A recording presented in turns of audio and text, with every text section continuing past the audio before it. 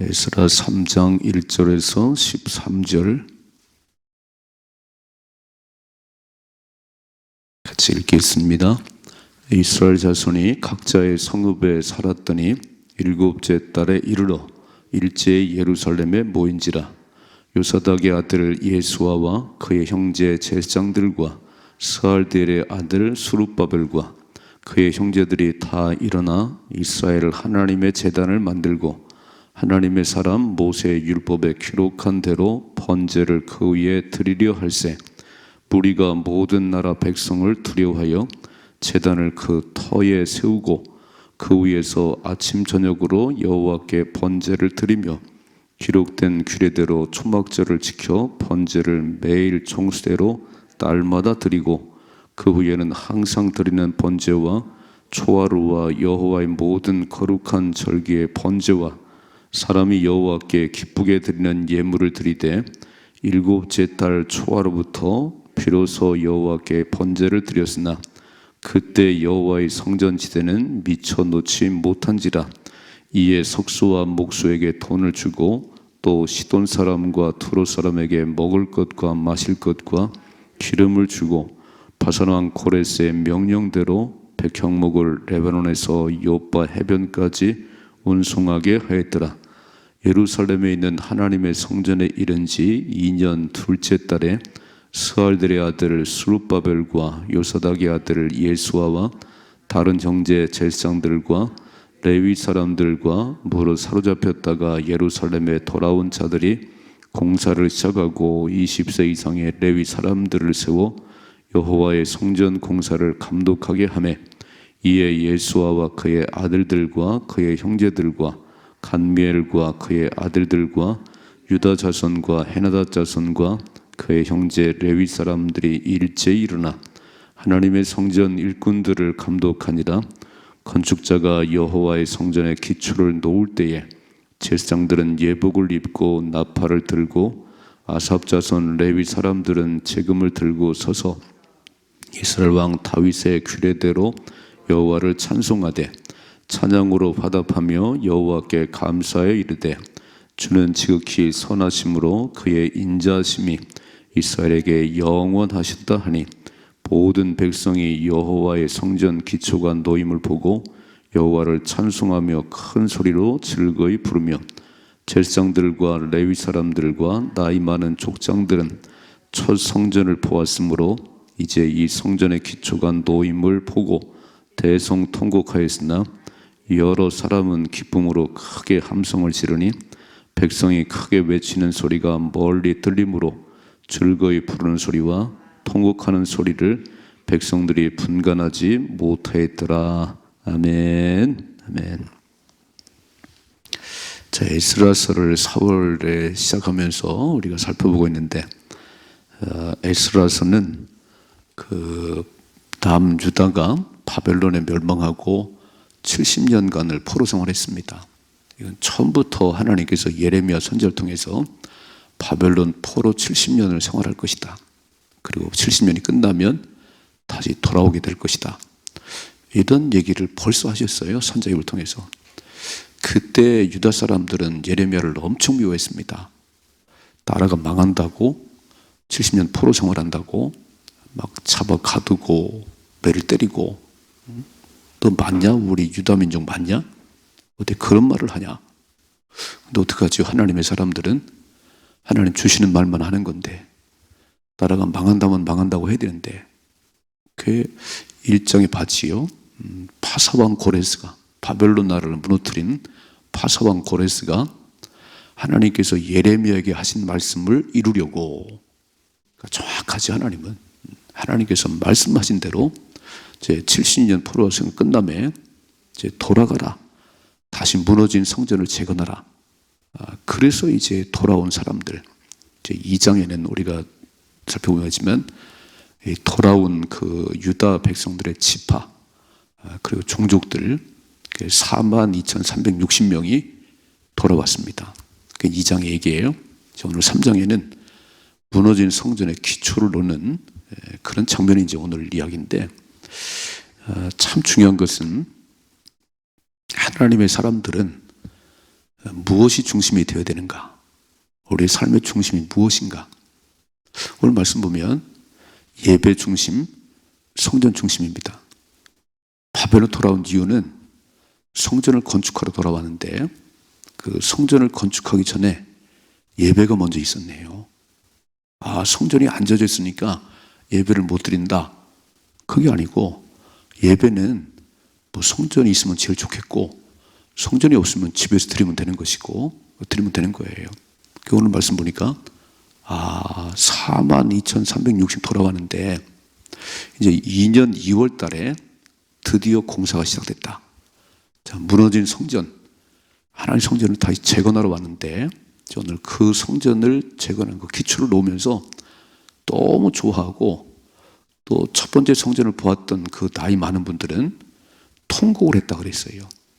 야, 우리가 처음 성전을 잘 지어놨는데 하나님 앞에 우상 숭배하고 거역하고 그 살다가 완전히 무너지는데 그 성전이 다시 세워지다니 막 감격 속에 그리고 회개 눈물을 펑펑 흘렸습니다.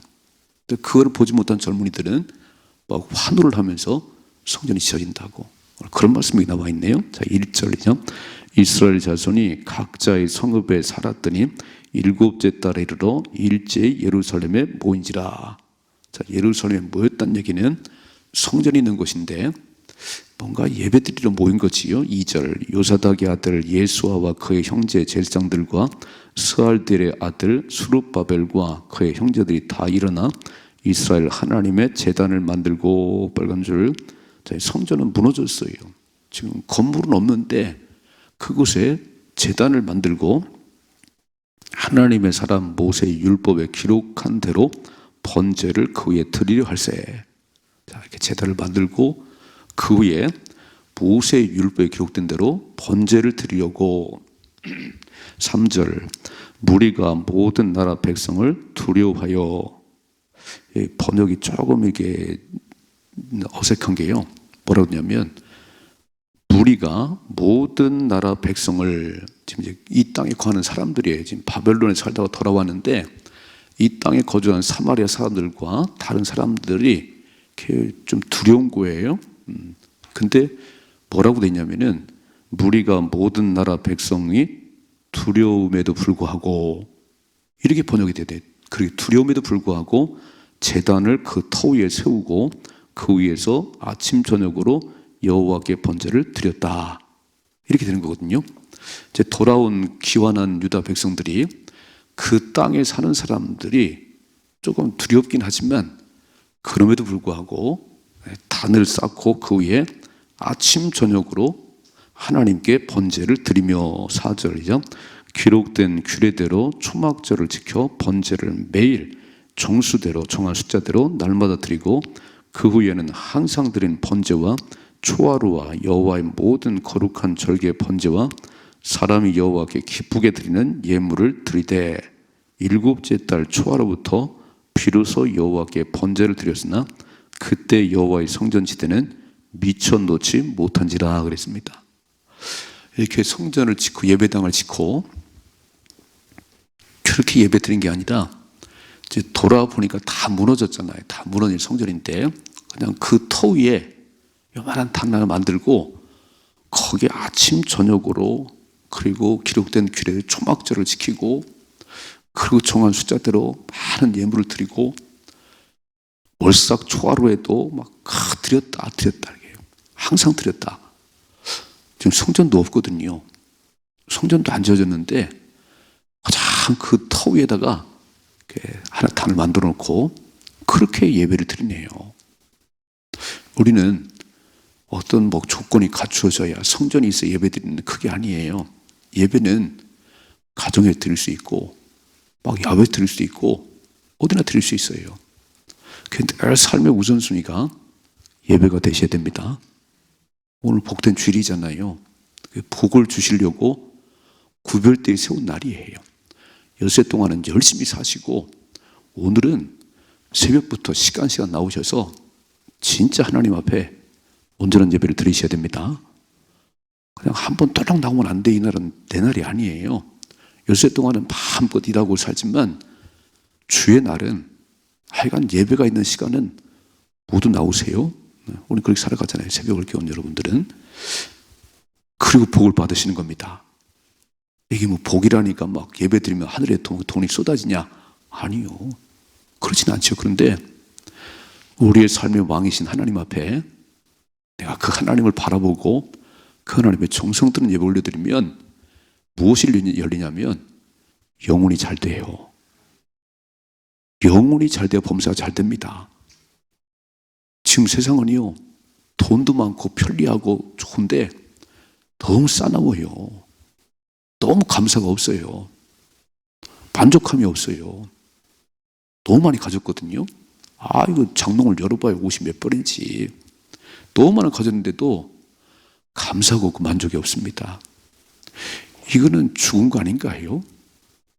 아니 막 별거 가진 게 없어도 그냥 너무 많은 거 받아 누리고 있다고, 너무 감사하다고, 이게 복을 받은 사람들이지요. 이게 사는 행복 아닌가요? 하나님, 저는 과분합니다. 너무너무 많은 거 받아 누리고 있습니다. 그리고 이 좋은 시대를 제가 살아가는 게 감사합니다. 이게 행복 아닌가요? 아무리 좋은 시대를 살고 아무리 많은 거를 살려도 매일 불만이 많아가지고 더 많은 거 못 가져가지고 더 많은 거 누리지 못해서 그건 죽은 거예요. 그러니까 예배를 드린다고 하는 것은, 하나님께 딱 집중한다는 것은 우주 만물의 주인 되신 하나님께서 내 아버지가 되시기에 아무런 걱정이 없습니다. 세상은 무엇을 먹을까, 무엇을 입을까, 무엇을 마실까 다 이게 고민인데, 예수님 뭐라고 말씀하면 그건 다 이방인들이 구하는 거야.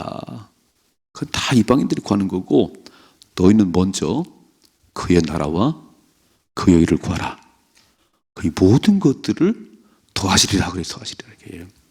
하나님 백성은 어떻게 사냐면 하나님을 높이고 하나님께 예배드리고 하나님 영어롭게 하는 것이 삶의 소망이에요. 삶의 목적이에요.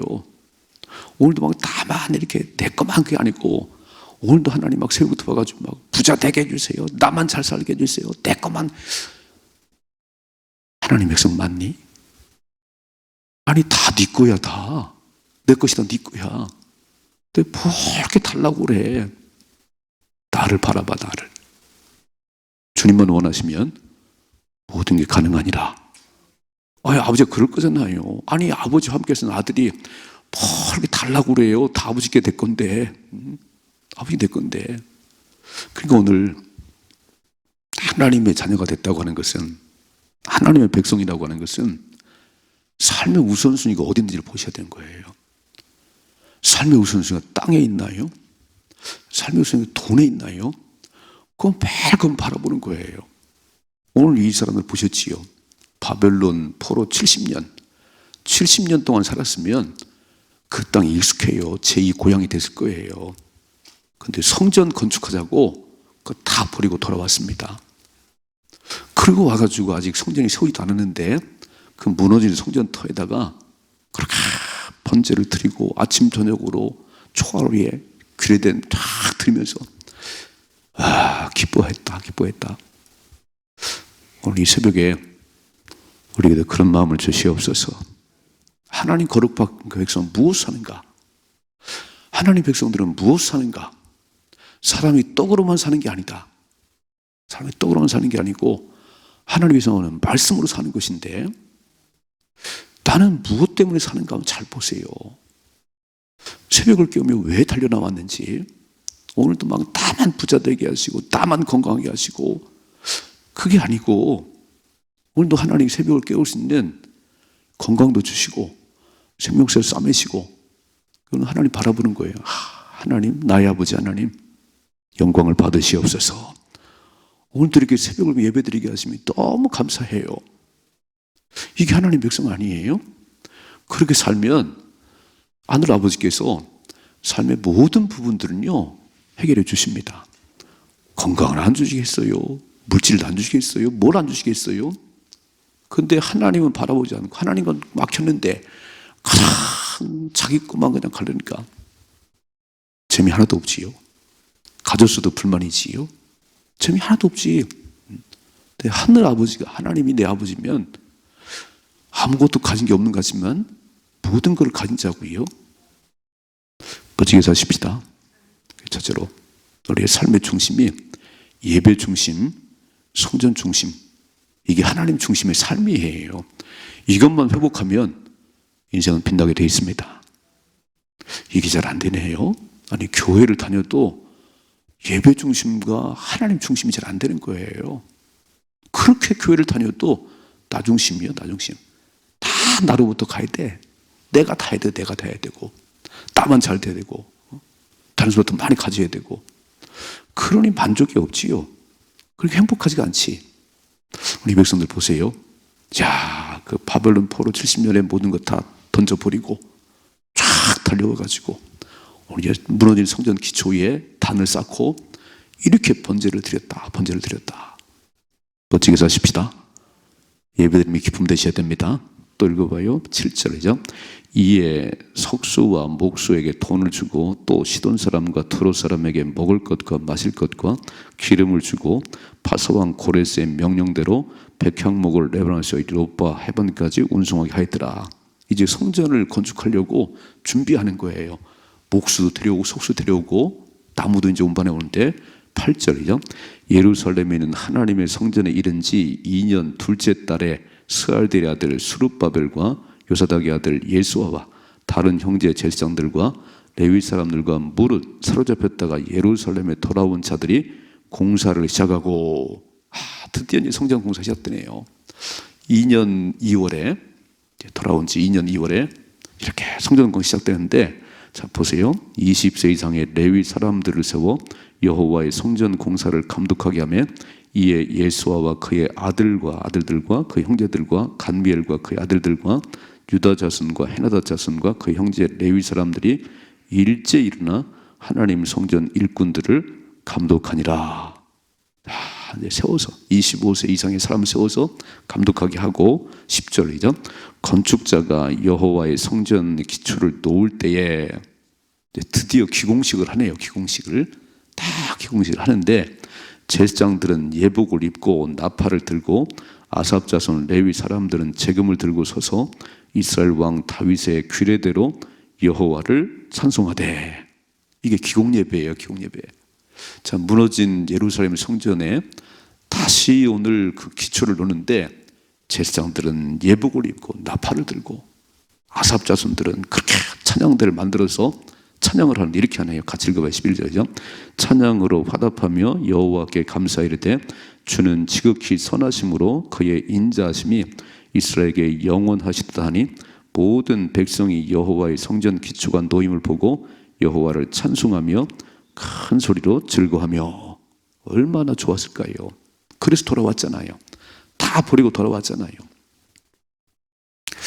저는 1999년 4월 6일에 4월에 부활주일 예배를 딱 마치고 처음으로 성전 1차로 칠 때 지하 7년을 살고 이제 다 기초 공사를 할 때 기록 예배 드릴 때 너무너무 신났습니다. 그 성전이 이제 11월 27일 날 추수감사절이 완성이 돼서 딱 입당을 할 때 제가 시편 126편의 말씀, 하나님께서 대사를 이루셨습니다. 그게 기초돌이에요. 지금도 붙어 있어요. 하나님이 대사를 행하셨습니다.